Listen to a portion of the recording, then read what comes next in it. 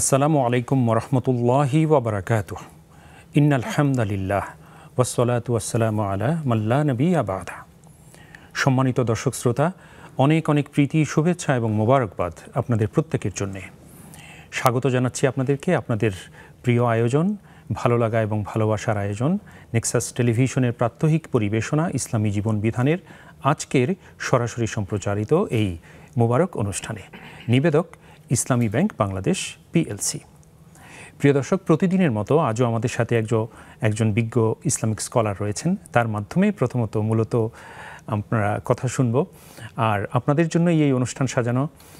আপনারা স্ক্রিনে প্রদর্শিত নাম্বারে সরাসরি ডায়াল করে আমাদের অনুষ্ঠানে সংযুক্ত হতে পারছেন, কথা বলতে পারছেন, আর যে কোনো প্রশ্নও রাখতে পারছেন।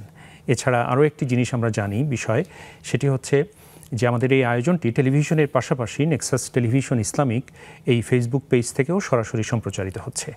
ইতিমধ্যে হয়তো অনেকেই আমাদের সাথে যুক্ত হয়েছেন, আপনাদেরকেও মোবারকবাদ জানাচ্ছি। আপনারা ফোন করার পাশাপাশি আমাদের স্ট্যাটাসের মন্তব্যের ঘরে আপনাদের যে কোনো কথা বা জিজ্ঞাসা সংক্ষিপ্ত আকারে লিখলে সেখান থেকেও আমরা নেওয়ার চেষ্টা করব ইনশাআল্লাহ তাআলা।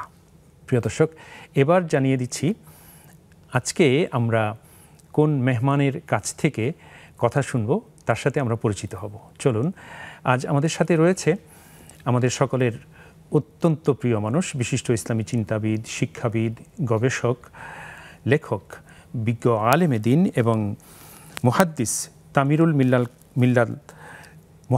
তামিরুল মিল্লাত কামিল মাদ্রাসা গাজীপুর এবং খতিব উত্তরা সেন্ট্রাল মসজিদ ঢাকা, ফাদিলাতুশ শেখ ডক্টর রফিকুল ইসলাম মাদানী হাফিজাহুল্লাহ। আসসালামু আলাইকুম রহমতুল্লাহি ওয়া বারাকাতুহু। ওয়ালাইকুম আসসালাম রহমতুল্লাহি ওয়া বারাকাতুহু। শায়েখ, আপনাকে মোবারকবাদ জানাচ্ছি এবং কৃতজ্ঞতা আপনার মূল্যবান সময় শেয়ার করছেন। ধন্যবাদ। জাযাকুমুল্লাহ খায়ের। আলহামদুলিল্লাহ। প্রিয় দর্শক, আমরা শায়েখের সাথে পরিচিত হলাম। আমরা এবার জানবো যে কোন বিষয়ে আমরা প্রথমত আজকে শায়েখের কাছ থেকে কথা শুনবো। আমরা জানি যে প্রতিদিনই আমরা একটি জীবন ঘনিষ্ঠ সমসাময়িক প্রসঙ্গ নিয়ে, গুরুত্বপূর্ণ প্রসঙ্গ নিয়ে কথা বলি, যাতে আমাদের সকলের উপকারে আসে, আমরা যাতে গাইডলাইন পাই। আজও আমরা সেরকম একটি বিষয়ে কথা বলবো, আর সেটি হচ্ছে মাজলুমের প্রতি ইসলামের নির্দেশনা। প্রিয় দর্শক, আমরা শায়েখের কাছে যাই। আলহামদুলিল্লাহ শায়েখ, আমরা শুনলাম যে মাজলুমের প্রতি ইসলামের নির্দেশ বা নির্দেশনা কি, এ বিষয়ে আমরা কথা শুনবো। আমরা জানি যে আজকে দেখা যাচ্ছে যে সারা পৃথিবীর আকাশ বাতাস মাজলুমের হাহাকারে ভারী হয়ে আছে, এবং এর সিংহভাগই বলতে গেলে প্রায় পুরো ভাগটাই হচ্ছে, বেশিরভাগই নির্যাতিত হচ্ছেন মুসলিমরা সারা বিশ্বে। তো জালিম এবং জুলুমকারীর প্রতি, জুলুমের সম্পর্কে আমরা অনেক কথা শুনি। আল্লাহ সুবহানাহু ওয়া তাআলা অনেক কথা বলেছেন, এবং হাদিসে রাসূল সাল্লাল্লাহু আলাইহি ওয়াসাল্লামের মাধ্যমে আমরা জেনেছি। আজকে আমরা মাজলুমের প্রতি ইসলামের নির্দেশনা কোরআন এবং সুন্নাহর আলোকে জানবো শায়েখ আপনার কাছ থেকে। জি, আলহামদুলিল্লাহ, আসসালাতু ওয়াসসালামু আলা রাসূলিল্লাহি ওয়া বা'দ। দেখুন, আল্লাহ সুবহানাহু ওয়া তাআলা এই দুনিয়াতে আমাদেরকে, মানব জাতিকে শুধুমাত্র আত্মকেন্দ্রিক করে পাঠান নাই। মানুষকে কিছু মিশন, কিছু ভিশন, কিছু কাজকর্ম দিয়ে আল্লাহ সুবহানাহু ওয়া তাআলা পাঠিয়েছেন। মানুষ নিজে সৎ কাজ করবে, আরেকজনকে সৎ কাজের কথা বলবে, নিজে অন্যায় থেকে বিরত থাকবে, আরেকজনকে অন্যায় থেকে বিরত রাখবে। মানুষ নিজে জুলুমের শিকার হবে না, আবার তার সামনে তার ভাই মজলুম হচ্ছে, সে চুপ করে বসে থাকবে না। এখানেও তার কিছু করণীয় রয়েছে। আমরা সরাসরি গাইডলাইনটা নিচ্ছি নবীজি সাল্লাল্লাহু আলাইহি ওয়াসাল্লামের হাদিস থেকে। রাসূল আকরাম সাল্লাল্লাহু আলাইহি ওয়াসাল্লাম ইরশাদ করছেন, উনসুর আখাকা যালিমান আও মাজলুমান। তুমি তোমার ভাইকে সহযোগিতা করতেই হবে, সে জালিম হলেও আর মজলুম হলেও। সাহাবায়ে কেরাম খুব সহজেই বুঝেছেন যে মজলুমের পাশে দাঁড়াতে হবে, তার পক্ষ থেকে জালিমকে প্রতিরোধ করতে হবে, তাকে সহযোগিতা দিতে হবে, এটি তারা বুঝেছেন। তখন তারা বললেন, ইয়া রাসূলুল্লাহ, হাযা আখি আনসুরুহু মাজলুমান ফাকাইফা আনসুরুহু যালিমান। আমি তো আমার মজলুম ভাইকে সহযোগিতাটা এটা বুঝে ফেলেছি, আমি আমার জালিম ভাইকে কীভাবে সহযোগিতা করব? তখন তিনি বললেন, নবীজি সাল্লাল্লাহু আলাইহি ওয়াসাল্লাম, তার জুলুমের হাত থেকে তুমি গুড়িয়ে দিবে, তার জুলুমের হাত থেকে তুমি প্রতিরোধ করবে। এটি হলো জালেমের সহযোগিতা, আর এটি হলো মাজলুমের সহযোগিতা। আরেকটি হাদিস আমি নিয়ে আসতে চাই। নবী আকরাম মুহাম্মদ রাসূলুল্লাহ সাল্লাল্লাহু আলাইহি ওয়াসাল্লাম ইরশাদ করেছেন, আদ-দীনু আন-নাসিহা, দিন হলো সামগ্রিক কল্যাণ কামনার নাম। সাহাবায়ে কেরাম প্রশ্ন করলেন, লিমান ইয়া রাসূল আল্লাহ? ক্বালা লিল্লাহ ওয়ালি রাসূলিহি ওয়ালি আইম্মাতিল মুসলিমিন ওয়া আম্মাতিহিম। সেই কল্যাণ কামনাটা হতে হবে আল্লাহর জন্য, বিশদ ব্যাখ্যা সেদিকে যাচ্ছে না। নবীজির জন্য সেদিকেও যাচ্ছে না। ওয়ালি আইম্মাতিল মুসলিমিন ওয়া আম্মাতিহিম, যারা মুসলমানদের ইমাম, শাসক বর্গ, দায়িত্বশীল তাদের জন্য, ও আম্মাতিহিম এবং সাধারণ মানুষের। নবীজি সাল্লাল্লাহু আলাইহি ওয়াসাল্লাম আরেকটা হাদিসে ইরশাদ করছেন, আল মুসলিম ওয়া আখুল মুসলিম লা ইয়াজলিমুহু ওয়া লা ইউসলিমুহু। মুসলিম মুসলিমের ভাই, সে কারো উপর জুলুম করবে না এবং তাকে জুলুমের হাতে ছেড়ে দিবে না। আরেকজন জুলুম করছে, এই অবস্থা তাকে ছেড়ে দিবে না। অন্য হাদিসে নবীজি সাল্লাল্লাহু আলাইহি ওয়াসাল্লাম সাবধান করলেন, কোনো ব্যক্তি যদি মানে তার এমন একজন ভাইয়ের সামনে অথবা তার জ্ঞাতার্থে নির্যাতিত হন, তিরস্কৃত হন, ধিক্কৃত হন, জুলুমের শিকার হন, আর তার কিছুই করার শক্তি ছিল, তারপরেও কিছু করলো না, মৃত্যুর আগে আল্লাহ সুবহানাহু ওয়া তাআলা তাকে এরকম সমুচিত শাস্তির সম্মুখীন করে তারপরে দুনিয়া থেকে বিদায় দিবেন। এই যে কতগুলো হাদিস, আমি একাধারে ৩-৪টে হাদিস উদ্ধৃত করলাম, এখান থেকে যেটি পাচ্ছি সেটি হলো মুসলমান মুসলমানের ভাই, ইন্নামাল মুমিনুনা ইখওয়া। সে যদি ফিলিস্তিনেও হয়, সে যদি বাংলাদেশেও হয়, যে কোনোভাবে সে যদি নির্যাতিত হয়, মজলুম হয়, তাহলে আমার উপর ফরজ কর্তব্য এটি মনে করা যে আমি আমার ঘরে নিরাপদে বসে থাকি, এটির নাম ইসলাম না। আপনি যতই ঘরে নিরাপদে বসে থাকেন, নিরাপদ থেকে আপনি থাকতে পারবেন? আল্লাহ সুবহানাহু ওয়া তাআলা, you can never survive in this দুনিয়া, মাস্ট ডাই, কুল্লু মান আলাইহা ফান ওয়া ইয়াবকা ওয়াজহু রাব্বিকা যুল জালালি ওয়াল ইকরাম। অতএব আপনি আপনার কর্তব্য পরায়ণ হতে হবে, আপনার যে ফরজ কাজটি সেটি করতে হবে, বাকিটা আল্লাহর হাতে ন্যস্ত করতে হবে। এইভাবে যদি প্রতিটা মানুষ, প্রতিটা মুসলিম, আজকে মুসলিমের সংখ্যা কত? 200 কোটি। যদিও সত্য কথা, যেটি কোরআন সুন্নাহর আলোকে যদি আমার থেকে জানতে চান, তাহলে আসলেই 200 কোটি মুসলমান আমরা রাজনৈতিক এবং নাম কাওয়াস্তে। আমাদের দেশে এরকম লক্ষ কোটি মুসলমান আছে, আল্লাহর কসম তারা নামে মুসলমান, ঈদের নামাজও পড়ে, আল্লাহর কসম করে বলছি, কোরআন সুন্নাহর আলোকে, ইমানের যে শর্তগুলো রয়েছে এর আলোকে তারা মুসলিম নয়। আজকে আমরা এতগুলি মুসলিম থাকার পরেও প্রতিটা দেশে দেশে, যেমন আপনি ভূমিকাতে বলেছেন, সারা বিশ্বে মুসলিমরাই কিন্তু মজলুম।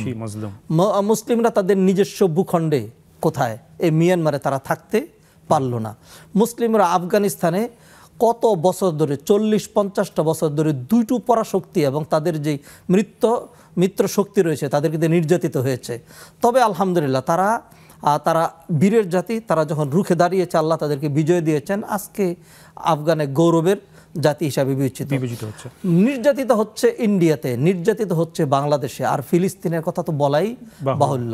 অতএব আমরা যারা শুধু নিছক ইবাদত, আর যারা মনে করছি যে ইসলামের বিষয় শুধুমাত্র মসজিদ মাদ্রাসা, ইসলামের কিছুই আমরা বুঝিনি, এটি একটি বড় বিষয়। সেটি হলো সমাজে অন্যায় দেখলে সেই অন্যায়ের বিরুদ্ধে আপনাকে সোচ্চার হতে হবে। যদি আপনার শক্তি থাকে, শক্তি প্রয়োগ করতে হবে, না হয় আপনাকে মিটিং, মিছিল, বক্তব্য, কলম ধরে প্রতিবাদ করে সেটাকে প্রতিবাদ জানাতে হবে। আর যদি তাও না পারেন, তাহলে মনে মনে ঘৃণা করতে হবে। আপনি বক্তব্য দেওয়ার ক্ষমতা ছিল, তারপরেও মনে মনে ঘৃণা করলেন, এতে কিন্তু আপনার হবে না। কারণ হলো, কোনো ব্যক্তি যদি দাঁড়িয়ে সালাত আদায় করার সক্ষম হন, তিনি যদি বসে বসে সালাত আদায় করেন, তাহলে কিন্তু তার সালাতটা হবে না। কিন্তু আরেক ব্যক্তি বসে পড়লে কিন্তু হচ্ছে, আরেক ব্যক্তি শুয়ে পড়লে হচ্ছে। অতএব যিনি বসে পড়ার উপযুক্ত, তিনি যদি শুয়ে শুয়ে সালাত আদায় করেন, তাহলে তারটা হবে না। যার বক্তব্য দেওয়ার, কিছু বলার, কলম ধরার, লিখনির অথবা মিছিল, মিটিং, প্রপাকাণ্ডা, জালিমের হাতকে এরকম শক্ত করে ধরার যার শক্তি ছিল, সে যদি সেটি না করে, তাহলে মাজলুমের যে অধিকার, মাজলুমের যে রাইট, ধরেন আমার কিছু রেসপন্সিবিলিটি আছে, আমার কিছু রাইট আছে। আমার যেটা রাইট এটা আপনার রেসপন্সিবিলিটি, আপনার যেটা রেসপন্সিবিলিটি সেটা আমার রাইট। অতএব আমার রাইট তো, I deserve always my right. অতএব আপনি যখন আপনার রেসপন্সিবিলিটি থেকে দূরে সরে গেলেন, তখনই তো আমি আমার অধিকার থেকে বঞ্চিত হলাম, আমি আপনার অধিকারকে অস্বীকার করলাম। জি, অনেক শুকরিয়া শায়েখ, আবারও ফিরবো আপনার কাছে। আমাদের সাথে দর্শক রয়েছেন। আসসালামু আলাইকুম ওয়া রাহমাতুল্লাহ। ওয়া আলাইকুম আসসালাম ওয়া রাহমাতুল্লাহ। আমি আরিফ চট্টগ্রাম থেকে। জি আরিফ ভাই বলুন। বারাকাল্লাহু ফিকুম, আপনার কথা বলুন। যে আমার প্রশ্ন হলো, হাসবুনাল্লাহু ওয়া নি'মাল ওয়াকিল, এটা 1000 বার পড়লে দোয়াটা কবুল হয়। এই হাদিসটি কি সত্য যে এটা 1000 বারে পড়তে হবে? আবার একটু বলুন দোয়াটা। হাসবুনাল্লাহু ওয়া নি'মাল ওয়াকিল। জি বুঝতে পেরেছি।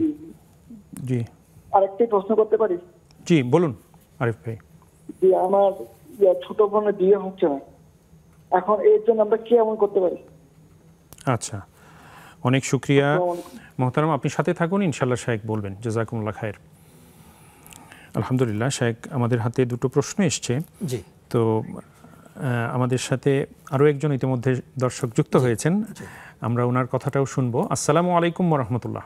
দর্শক কথা বলুন। আসসালাম ওয়া রাহমাতুল্লাহি ওয়া বারাকাতুহু। জি আমি গাজীপুর থেকে বলছি, নাম বলতে পারছি না। জি বলুন। হুজুর, আগামীকাল রাত্রে যেভাবে মনে করেন যে আমরা সাধারণ মানুষ, আমার বাবা একজন খেটে খাওয়া কৃষক, আমার ভাই গার্মেন্টস কর্মী, তো আমার বাবা কোনো অপরাধী না, কিন্তু রাত 11টা বাজে টিভি পুলিশ এসে বাড়ি ঘেরাও করে। আমার বাবা একজন মসজিদ কমিটি। আপনি আবারও চেষ্টা করুন, কোনো কারণে সমস্যা হয়েছে। আমরা আবারও আপনাকে পাবো আশা করছি। অনেক শুক্রিয়া, জাযাকুমুল্লাহ খায়ের। শায়েখ, আমরা দুটো প্রশ্ন পেয়েছি, আপনি অনুমতি দিলে প্রশ্নোত্তরে যাব। জি। আমাদের প্রথম ভাই যিনি প্রশ্ন করলেন, হাসবুনাল্লাহু নি'মাল ওয়াকিল, এই দোয়াটি পাঠ করলে সম্ভবত 100 বারের কথা বললেন, যে তারপরে দোয়া করলে দোয়া কবুল হয়, এরকম তিনি শুনেছেন, এটি সত্যি কিনা? দেখুন, আল্লাহ সুবহানাহু ওয়া তাআলা দোয়া কবুল করেন, এটি আল্লাহর ওয়াদা, উদউনি আস্তাজিব লাকুম। তো দোয়া কবুল করার কতগুলো মুখ্য সময় এবং আমল রয়েছে। নেক আমলের উসিলা দিয়ে দোয়া করা, সেই নেক আমলটা উইদাউট এনি বাইন্ডিংস, কোনো রকম বাইন্ডিংস ছাড়া 2 রাকাত সালাত পড়ে, 10টা টাকা দান করে, অথবা কিছুক্ষণ তাসবিহ দুরুদ ইত্যাদি পড়ে আপনি দোয়া করতে পারেন। হাসবুনাল্লাহু ওয়া নি'মাল ওয়াকিল, এটি কোরআনের আয়াত। অথবা হাসবি আল্লাহু লা ইলাহা ইল্লাহু হাসবি আল্লাহু ওয়া নি'মাল ওয়াকিল নি'মাল মাওলা ওয়া নি'মান নাসির, এটা কোরআনের আয়াত। এটার সাথে প্রত্যক্ষ 2টি ঘটনা জড়িত আছে, যেই ঘটনা দেখাচ্ছে যে এই দোয়ার কারণে আল্লাহ সুবহানাহু ওয়া তাআলা মানে উদ্ধার করেছেন, মুক্তি দিয়েছেন। ইব্রাহিম আলাইহিস সালামকে যখন আগুনে নিক্ষেপ করা হয়, তার যে সর্বশেষ বাক্য ছিল সেটি তিনি বলেছিলেন হাসবি আল্লাহু ওয়া নি'মাল ওয়াকিল, আল্লাহ আমার জন্য যথেষ্ট, তিনি উত্তম অভিভাবক। তো ইব্রাহিম আলাইহিস সালাম এটি 100 বার পড়েননি, অথবা 1000 বার পড়েননি, যেমনটি তিনি 1000 বারের কথা বলছিলেন। অতএব যারা এই ধরনের যে কোনো দোয়াকে 100 বার 1000 বার এগুলি নিয়ে আসেন, সেগুলোর জন্য অথেন্টিক দলিল লাগবে, এভিডেন্স লাগবে, সহি দলিল লাগবে কোরআন হাদিসের, যেগুলো কোরআন হাদিস দ্বারা সাব্যস্ত। যেরকম সলাতের পরে 33 বার সুবহানাল্লাহ, 33 বার আলহামদুলিল্লাহ, 33 বার আল্লাহু আকবার, এবং 100 ফিল আপ করার জন্য লা ইলাহা ইল্লাল্লাহু ওয়াহদাহু লা শারীকা লাহু, এগুলো তো কোরআন হাদিসের সহি দলিল দিয়ে সাব্যস্ত। এটি ছাড়া অমুক সূরা এতবার পড়লে, অমুক আয়াত এতবার পড়লে, এই দোয়াটা এত শতবার পড়লে, অথবা আমাদের সমাজে যেই দোয়া ইউনুস 1.25 লক্ষ বার পড়ার যে সিস্টেম আছে, এই সবগুলো বা এর অধিকাংশগুলোই, সিংহভাগগুলো, এগুলো চরম চরম চরম বেদাতি সিস্টেম। এগুলো আমাদের কোনো ব্যক্তির অথবা কোনো আলেমের অথবা কোনো মানে কোনো ব্যক্তির অথেন্টিক সোর্স থেকেও প্রাপ্ত নয় এগুলো বাড়াবাড়ি। অতএব এই বাইকে যেটি পরামর্শ দিব, হাসবুনাল্লাহু ওয়া নি'মাল ওয়াকিল, এটি আপনি পড়তে পারেন আপনার যতক্ষণ খুশি। আপনি 10 বার পড়েন, 7 বার পড়েন, 1 বার পড়েন, অন্য দোয়া পড়েন, অন্যান্য কিছু বহুত ভালো ভালো দোয়া রয়েছে।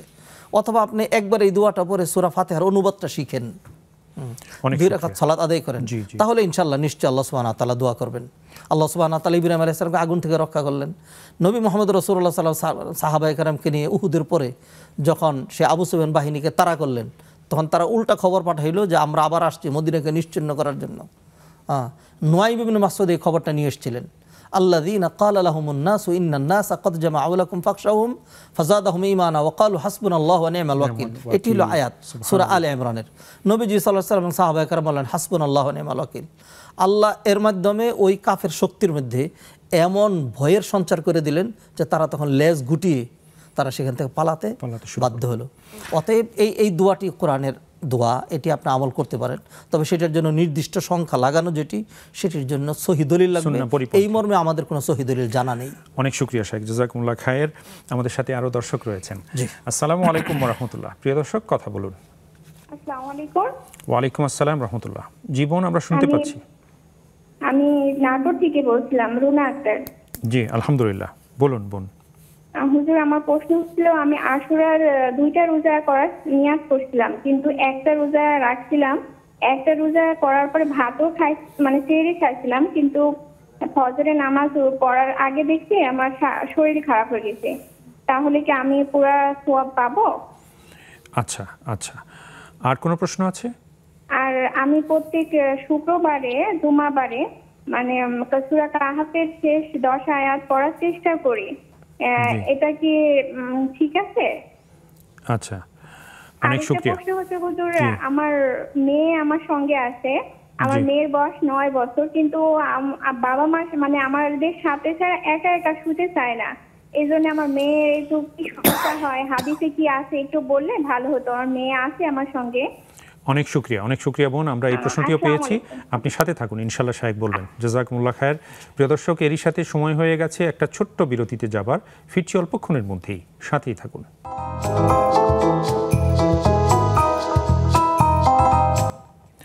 সুপ্রিয় দর্শক, আবারও আপনাদের প্রত্যেককে স্বাগত জানাচ্ছি আপনাদের সকলের প্রিয় আয়োজন নেক্সাস টেলিভিশনের প্রাত্যহিক পরিবেশনা ইসলামী জীবন বিধানের আজকের সরাসরি সম্প্রচারিত এই মোবারক অনুষ্ঠানে।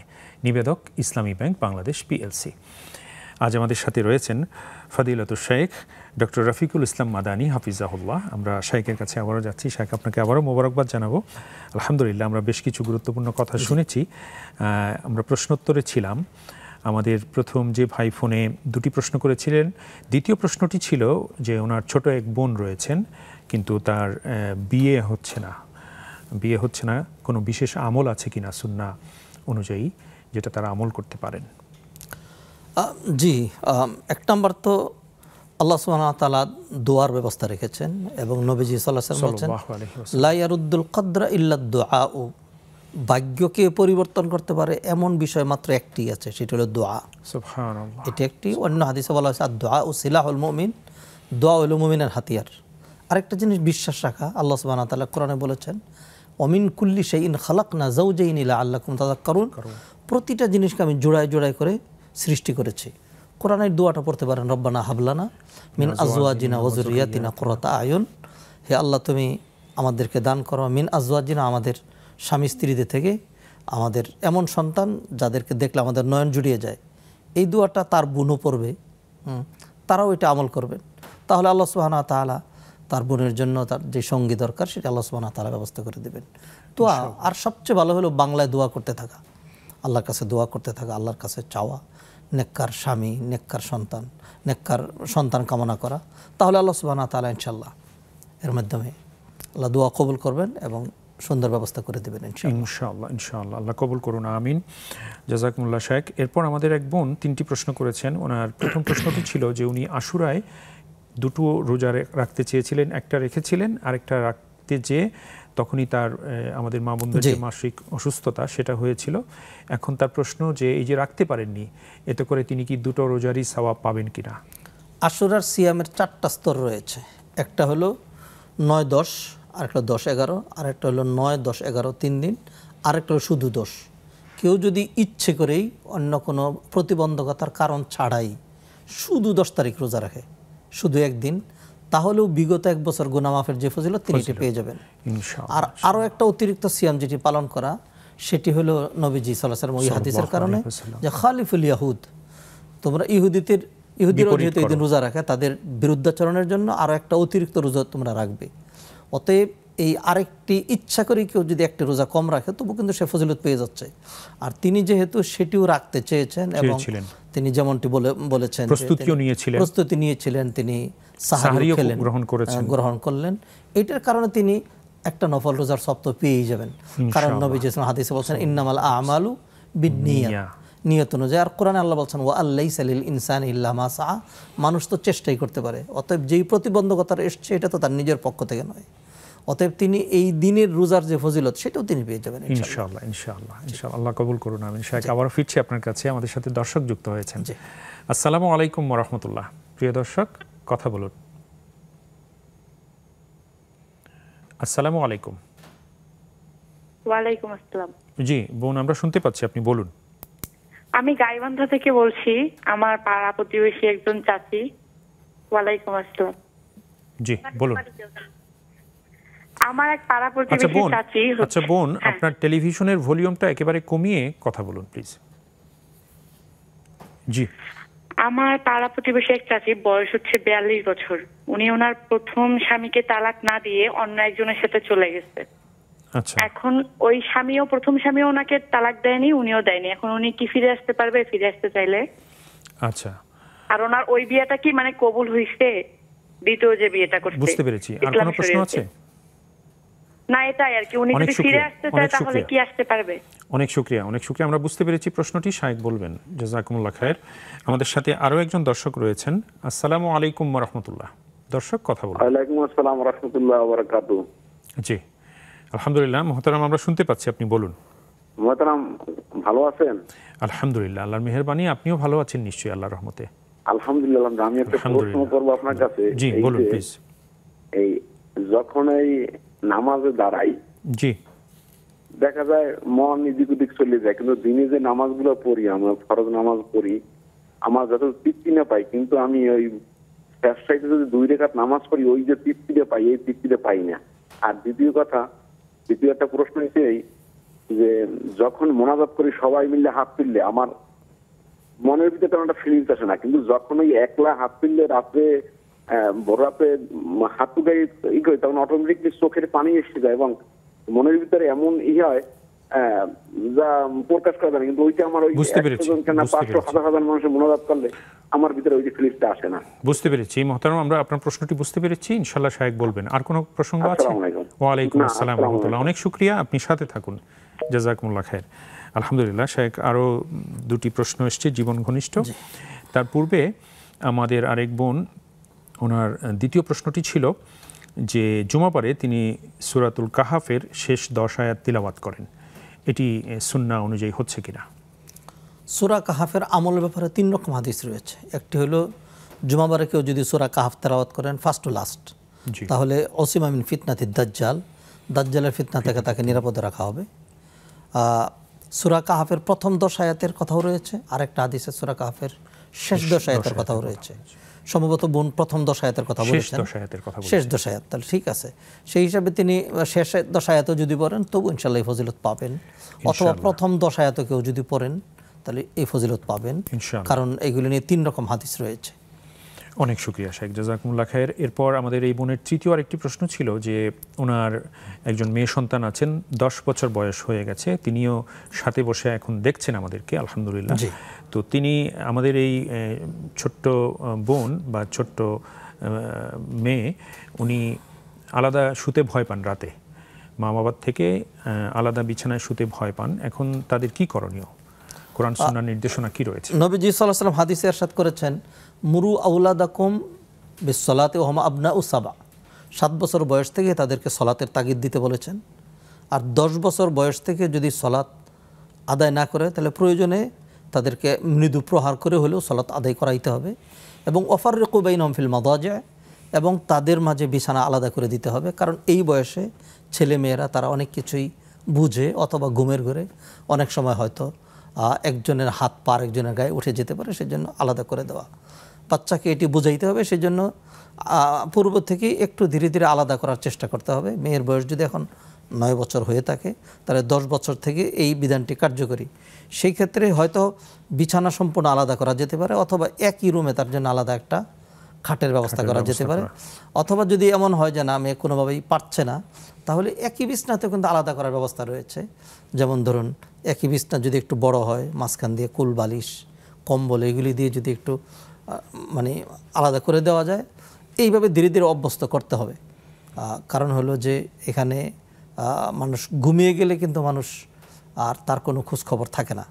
ঘুমের ঘুরে অনেক সময় মানুষের হাত পা এদিক সেদিক যেতে থাকে, অনেক সময় বাবা মার বিভিন্ন অঙ্গ প্রত্যঙ্গ লেগে যেতে পারে, অথবা বাবা মায়ের হাত পাও ছেলে মেয়েদের বিভিন্ন অঙ্গ প্রত্যঙ্গে লেগে যেতে পারে, যেটা পরবর্তীতে হয়তো নিজের জন্যই লজ্জার কারণ অথবা একটা মানে বিরূপ সিচুয়েশন কারণ হতে পারে। তো সেই জন্য ইসলামী গাইডটা দিয়েছে যাতে সেখানে আলাদা থাকে। সেক্ষেত্রে ভাই বোনকে আলাদা করে দিতে হবে, বোন বোনকে আলাদা করে দিতে হবে। এরকম বয়স হয়ে গেলে তখন তাদেরকে বিছানা আলাদা, বালিশ আলাদা, কাঁথা আলাদা এগুলো করে দেওয়া, অথবা মাঝখানে একই বিছানা যদি হয় মাঝখানে কোল বালিশ দিয়ে তাদেরকে সেপারেট করে দিতে হবে। মোট কথা আস্তে আস্তে অভ্যস্ত করাতে হবে ইনশাআল্লাহ তাআলা। অনেক শুকরিয়া শায়েখ। আমাদের সাথে আরো দর্শক রয়েছেন। আসসালামু আলাইকুম ওয়া রাহমাতুল্লাহ। দর্শক কথা বলুন। ওয়ালাইকুম আসসালাম। জি বোন, আমরা শুনতে পাচ্ছি, আপনি বলুন। আমি পাবনা সুজানগর থেকে স্মৃতি বলছি। জি আলহামদুলিল্লাহ, বলুন বোন। হ্যাঁ, আমার হলো একটি প্রশ্ন। জি, ওই যে হাসরের শেষ 3 আয়াত, এটা ফজরের পর এবং মাগরিবের পর কি পড়তে পারবো? কারণ এই দোয়াটা আমার খুব পছন্দনীয়। আচ্ছা, কি পড়া যাবে? অনেক শুকরিয়া বোন, আপনি সাথে থাকুন, ইনশাআল্লাহ শাইখ জানাবেন। জাযাকুমুল্লাহ খায়ের। প্রিয় দর্শক, আবারও সময় হয়েছে একটা ছোট্ট বিরতিতে যাবার, ফিরছি অল্পক্ষণের মধ্যেই, সাথেই থাকবেন আশা করি।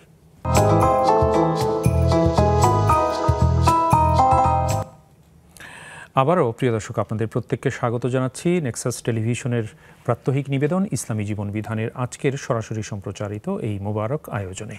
নিবেদক ইসলামী ব্যাংক বাংলাদেশ পিএলসি। আমরা আবারও শাইখের কাছে যাচ্ছি। শাইখ, আপনাকে আবারও মোবারকবাদ জানাচ্ছি। আলহামদুলিল্লাহ, আমাদের হাতে বেশ কিছু প্রশ্ন রয়েছে শাইখ, আলহামদুলিল্লাহ আমরা আপনার মাধ্যমে সেগুলোর উত্তরও চাইব। আমাদের এক বোন একটি প্রশ্ন করেছেন। প্রশ্নটি হলো এরকম যে ওনার আশেপাশে কোনো একজন মহিলা, তো যে মোট কথাটি হলো যে কোনো মহিলা যদি তার পূর্বের স্বামীকে তালাক না দিয়ে, তার কাছ থেকে তালাক না নিয়ে বা তালাক প্রাপ্তা না হয়ে অন্য পুরুষকে যদি বিয়ে করেন, তাহলে এই বিষয়টি শরিয়া কিভাবে দেখছে? আবার তিনি বলছিলেন যে এখন আবার পূর্বের স্বামীর কাছে আসতে চান, এরকম প্রশ্নটি শুনেছি আর কি আমরা। জি, আমি বিষয়টির উত্তর দিচ্ছি, তবে বিষয়টি অনেক জটিল বিধায় লিখিত আকারে স্থানীয় উলামায়ে কেরামের কাছ থেকে আবারও বিশেষ করে ফতোয়া নিতে বলছি। এক নম্বর কথা হলো, কোরআনের একদম স্পষ্ট দলিলের কারণে ওয়াল মুহসানাতু মিনান নিসা ইল্লা মা মালাকাত আইমানুকুম, মানে যারা অন্যের বিবাহাধীন রয়েছে তাদেরকে অন্য কেউ বিবাহ করার কোনো সুযোগ নেই। 1000বারও যদি বিয়ে করে তবু বিয়ে হবে না। অর্থাৎ এই মহিলা তার পূর্বের স্বামীর তালাক তিনি গ্রহণ করেন নাই, তালাক হয় নাই, সেপারেট হয় নাই, এমনি আরেকখানে তিনি বিয়ে পড়ে অথবা এমনি চলে গিয়েছেন। তো যতদিন যত সময় সেখানে ছিলেন, পুরো সময় এটি জিনা ব্যভিচার, জঘন্য রকম জিনা ব্যভিচার হয়েছে। কারণ হলো মানুষ যারা হঠাৎ একটা ছেলে একটা মেয়ে যখন জিনা ব্যভিচার করে, তখন তারা একটা স্বল্প সময়ের জন্য, এরপর কিন্তু তারা আলাদা হয়ে যায়। আর 24 ঘন্টা কন্টিনিউ জিনা ব্যভিচারে ছিলেন, এটা জিনা ব্যভিচার। তবে যত জিনা ব্যভিচারই করুক, এটির কারণে পূর্বের বিবাহ ভেঙে যাবে না। অর্থাৎ পূর্বের স্বামীর সাথে যে বিয়ে হয়েছে, এই মহিলা যদি এখন তো সে হয়তো অনুতপ্ত অথবা আগের স্বামীর কাছে যেতে চায়, এইভাবে না গিয়ে সে যদি মৃত্যু পর্যন্ত যেই লোকের সাথে ছিল তার সাথেই এইভাবেই থাকতো, 1000বার তওবা করতো, তবুও কিন্তু জিনা ব্যভিচারী হতো, কারণ তার পূর্বের স্বামী তাকে তালাক দেয় নাই। অতএব দ্বিতীয় স্বামী নয়, দ্বিতীয় বেগানা পুরুষের সাথে এতদিন তিনি যে সময় কাটিয়েছেন, পুরোটা জিনা ব্যভিচার করেছেন। তবে জিনা ব্যভিচারের কারণে আগের বিবাহ ভাঙবে না বিদায় আগের স্বামীর কাছে তিনি যেতে পারবেন। এখন বিষয়টা হলো, আগের স্বামী এই অবস্থায় তাকে গ্রহণ করবেন, তিনি কিন্তু ব্যভিচারী নেই, সেটি হলো বিষয়। এটি তাদের আন্ডারস্ট্যান্ডিংয়ের বিষয়। তবে বিষয়টি একদম লিখিত আকারে ফতোয়া বিভাগে দিয়ে ফতোয়া গ্রহণ করে তারপরে সমাধানে যাওয়ার জন্য আমরা পরামর্শ দিচ্ছি। অনেক শুকরিয়া বোন, আপনি নিশ্চয়ই শুনেছেন। আর আমরা আসলে তালাকের ফতোয়া আমরা মৌখিকভাবে এটা হয় না, আমরাও এটা অপছন্দ করি। তারপরেও আপনার শোনা কথা থেকে, একপক্ষীয় কথা থেকে শাইখ বলেছেন, আশা করি আপনি বুঝতে পেরেছেন। অনেক শুকরিয়া শাইখ। এরপর আমাদের এক ভাই একটি প্রশ্ন করেছেন যে নামাজে সালাতে মনোযোগ থাকে না, বিশেষ করে দিনের সালাতগুলোতে যিনি মনোযোগ ধরে রাখতে না পারার কারণে মানে তৃপ্তি পান না।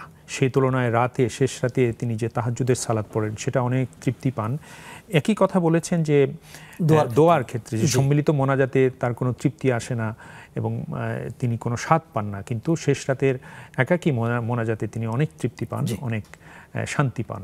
জি, দেখুন ভাই, সালাতের ভিতরে যে মনোযোগ আমরা ধরে রাখতে পারি না, বারবার মনে এদিক সেদিকে চলে যায়, এখানে আমাদের কন্টিনিউ জিহাদ করতে হবে।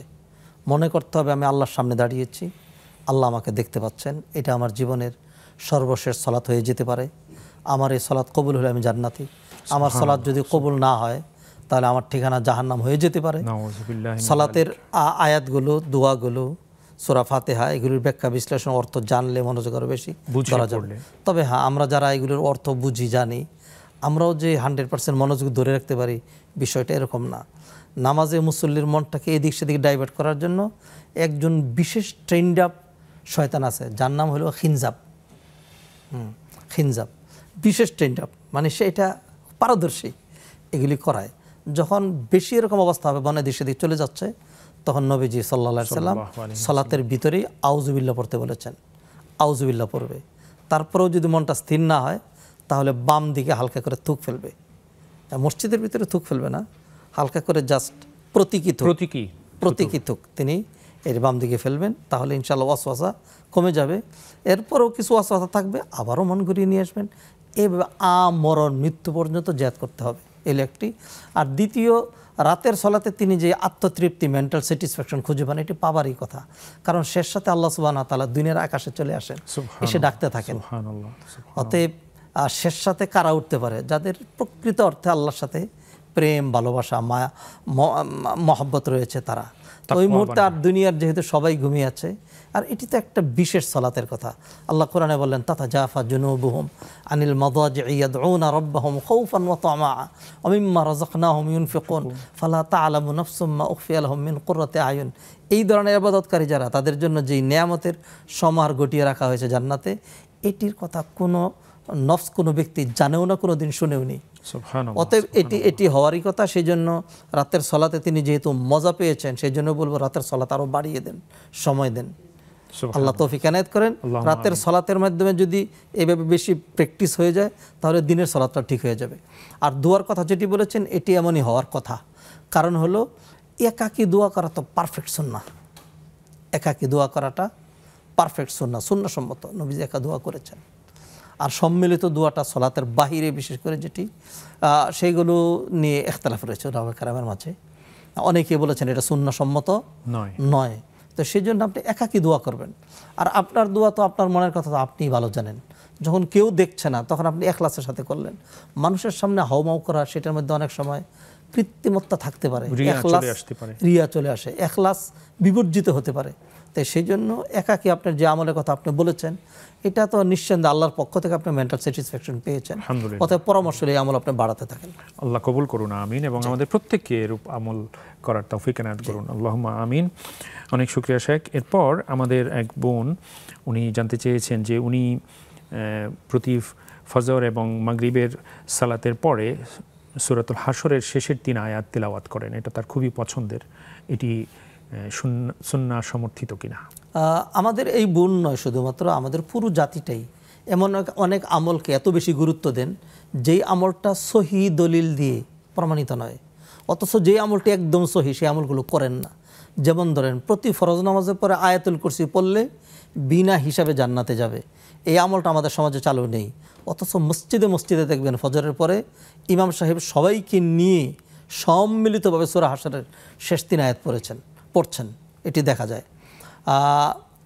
দারুকুতনির খুব সম্ভবত, অথবা তবরানির একটি হাদিসের মধ্যে এই সূরা হাশরের শেষ 3 আয়াত পড়ার কথা রয়েছে। এটি যদি কেউ সকালে পড়ে, তাহলে 70,000 ফেরেশতা সারাদিন তার জন্য মাগফিরাতের দোয়া করেন। তবে হাদিসটি একদম দুর্বল, অর্থাৎ শক্তিশালী না, এটি সহিহ হাদিস না। সহিহ হাদিস হলো কোনগুলো? ফজরের পরে প্রতি সালাতের পরেই আয়াতুল কুরসি, কুল হুয়াল্লাহ 3 বার, কুল আউযু বিল ফালাক 3 বার, কুল আউযু বির নাস 3 বার, ফজর এবং মাগরিবের পরে। আর জোহর, আসর এবং এশার পরে হলে 1 বার করে, এগুলি সহ। আর মাগরিবের পরে বা সন্ধ্যায় একটি বিশুদ্ধ আমল রয়েছে, সেটি হলো সূরা বাকারার শেষ 2 আয়াত পড়া, তাহলে সারা রাত ইবাদতের শামিল, একদম সহিহ এটি। মান কারা আখির আয়াতাইনি মিন সূরাতিল বাকারা ফি লাইলাতিন কাফাতা।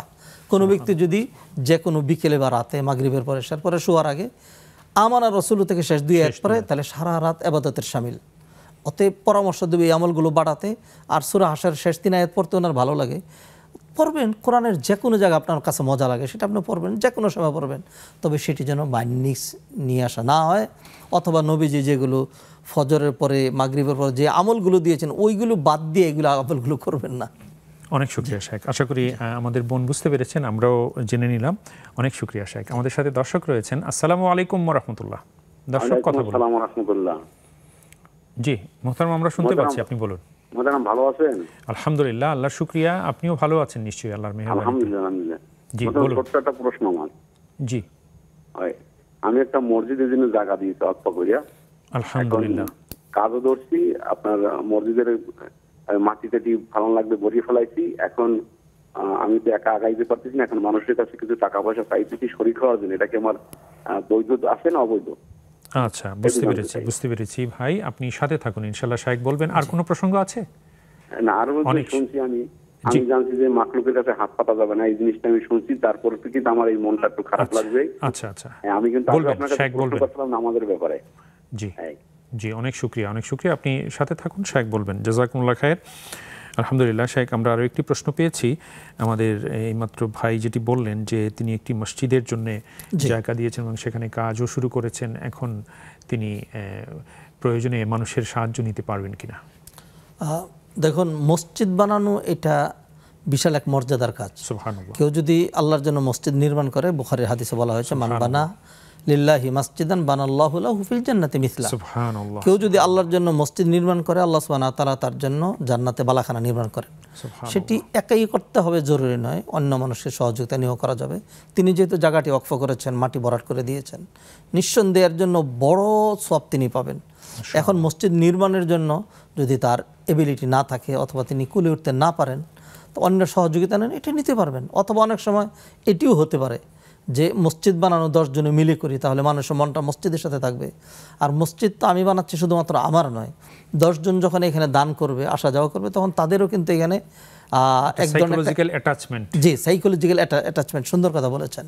এবং তারা প্রত্যেকে মনে করবে যে এই মসজিদে আমার একটা এক্সট্রা রাইট রয়েছে, এটা আমার নির্মাণ করা মসজিদ। তারাও they also feel they are proud to say, জি জি, এটা মনে করবেন যে এই মসজিদ নির্মাণে আমার ভূমিকা রয়েছে। সেজন্য আপনি 10 জনকে নিয়ে করুন, তাদেরকে করুন, আপনিও সহযোগিতা করেন যতটুকু পারেন। আপনি তো জায়গা দিয়েছেন, বরাট করে দিয়েছেন, এরপরে আপনার কাছে যতটুকু যেমন সুবিধা আসবে সেটাও দিবেন, আরও 10 জনকে সাথে নেবেন, কোনো অসুবিধা নেই ইনশাআল্লাহ। ইনশাআল্লাহুল আজিজ। অনেক শুকরিয়া শায়েখ, জাযাকুমুল্লাহ খায়ের। আমরা আবারও আপনার কাছে ফিরবো শায়েখ, ছোট্ট আর একটি বিরতি পেরিয়ে ইনশাআল্লাহ তাআলা। প্রিয় দর্শক, আবারও যাচ্ছি ছোট্ট বিরতিতে, ফিরছি অল্পক্ষণের মধ্যেই, সাথেই থাকুন।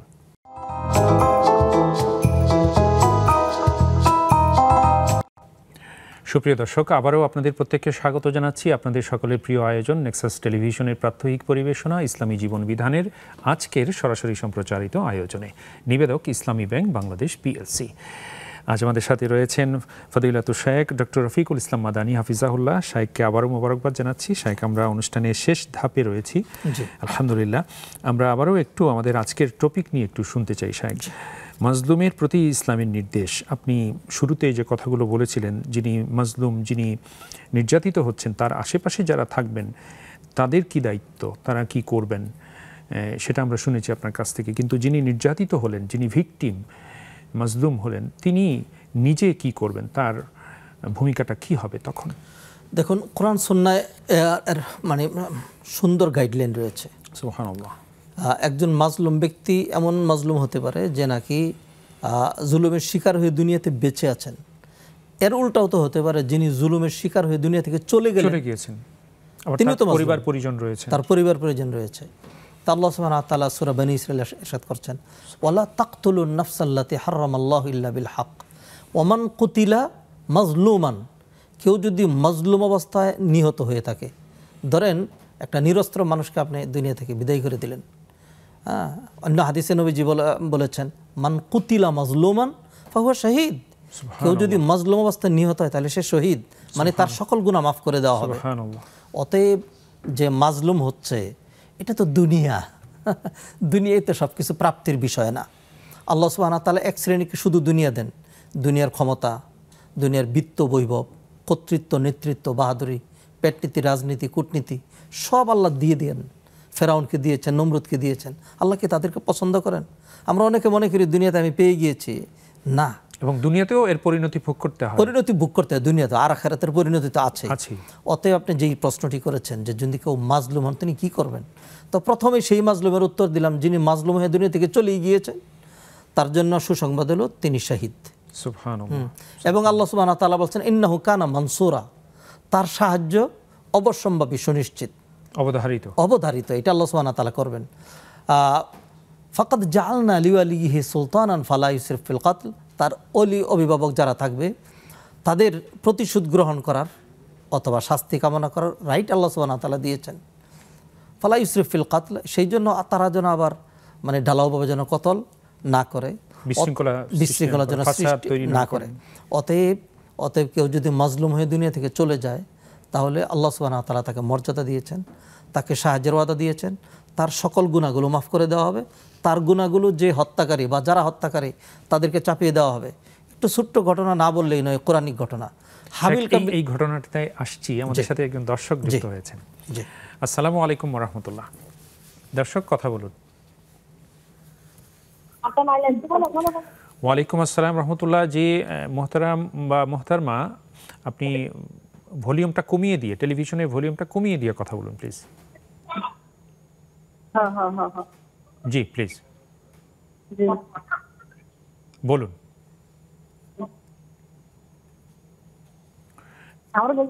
জি জি বলুন, আমরা শুনতে পাচ্ছি এবার। জি আমার হাতের ব্যথার জন্য এই রাবারের ছুরি আর কি, ওই যে হাত ব্যথার জন্য একটা বাঁশের ছুরি আছে না, করছি। একজনে বললে এটা নাকি বেদায়েত, আসলে কি বেদায়েত? আচ্ছা জানতে চাই। আচ্ছা, বুঝতে পেরেছি। আর কোনো প্রশ্ন আছে? আর একটা প্রশ্ন আছে যে সিঙ্গে নেওয়াটা নাকি এখন নবীজি সাল্লাল্লাহু আলাইহি সাল্লাম বলছে এটা ভালো, এখন এটা কি আসলে ভালো না? জি বুঝতে পেরেছি এটিও। আপনি সাথে থাকুন, ইনশাআল্লাহ শায়েখ বলবেন। জাযাকুমুল্লাহ খায়ের। আমাদের সাথে আরো একজন দর্শক রয়েছেন। আসসালামু আলাইকুম ওয়া রাহমাতুল্লাহ। জি দর্শক বলুন। হ্যালো। জি আমরা শুনতে পাচ্ছি মোহতারাম, আপনি বলুন। আসসালামু ওয়া আলাইকুম আসসালাম রাহমাতুল্লাহ। জি আমি শাহজাহান ফকির, বরিশাল থেকে। আলহামদুলিল্লাহ। জি শাহজাহান ভাই, আপনি বলুন। আমার ওয়াইফ অসুস্থ, প্যারালাইজ। তার ওই খেদমত আমার করতে হয়, এই জন্য জামাতে নামাজ পড়তে পারতেছি না মসজিদে। শুক্রবার শুধু জুমা পড়ি, ঘরে বসে নামাজ পড়ি। তাতে কি কোনো সমস্যা আছে কিনা? এখন সে ফুললি প্যারালাইজ, কোন সময় উজু করবে, কোন সময় বাথরুমে যাবে, এই জন্য তার পাশে থাকা লাগে। আমি আমরা বুঝতে পেরেছি। আর কোনো প্রশ্ন আছে আপনার? অনেক শুকরিয়া। আল্লাহ আপনাকে ধৈর্য ধরার তৌফিক আনায়াত করুন এবং ইনশাআল্লাহ আল্লাহ সুস্থ করে দিবেন। লা বাসা তাহুরান ইনশাআল্লাহ। শায়েখ বলবেন। জাযাকুমুল্লাহ খায়ের। আলহামদুলিল্লাহ, আমাদের হাতে কিছু প্রশ্ন এসছে শায়েখ, আমাদের সময়ও কম। বিশেষ আমাদের যে বোন প্রশ্ন করলেন যে হাতের ব্যথার জন্য তিনি রাবারের চুড়ি ব্যবহার করেন, এটি সুন্নাহ বা শরিয়া পরিপন্থী কিনা? জি অবশ্যই এটা শরিয়া পরিপন্থী। কারণ হলো চিকিৎসা আল্লাহ সুবহানাহু ওয়া তাআলা অনুমোদন করেছেন, তবে চিকিৎসাটা সাব্যস্ত হতে হবে। যেমন ধরুন মাথা ব্যথার জন্য কিছু ট্যাবলেট রয়েছে, তো সেই ট্যাবলেটটা যদি আমি মাথায় বেঁধে রাখি অথবা হাতে বেঁধে রাখি তাহলে কি কাজ হবে? সেই ট্যাবলেটটা খেতে হবে, সেবন করতে হবে। তাহলে প্রতিটা জিনিসে আলাদা কাজ আছে। তা গায়ের মধ্যে একটা রাবার লাগিয়ে রাখা অথবা চাবি ঝুলিয়ে রাখা, এটা আকিদাগত বিষয় যে এইটার কারণে সারবে, এটা হলো বদ আকিদা, ভ্রান্ত আকিদা। অথচ এটা সাইন্টিফিক নয়, সায়েন্স বলে নাই যে এটা করলে। যদি এমন হইতো যে হ্যাঁ এটা খাওয়ার বিষয়, অথবা ধরুন এখানে ব্যথা পেয়েছে একটা মলম মালিশ করা, যেটিতে আমার রক্ত সঞ্চালন দ্রুত হবে, এইগুলো লুমের গুঁড়া দিয়ে ভিতরে প্রবেশ করবে, ব্যথাটা সারবে, এটা পরীক্ষিত, এটা ব্যবহার করা যাবে। কিন্তু খামাখা একটা রাবার লাগিয়ে অনেকটা তাবিজের মতো এটা হারাম। অনেক শুকরিয়া শায়েখ। ছোট করে মানে শিঙ্গা লাগানো ঠিক আছে কিনা? জি হিজামা যারা নাকি পারদর্শী তাদেরকে দিয়ে হিজামা লাগানো হবে।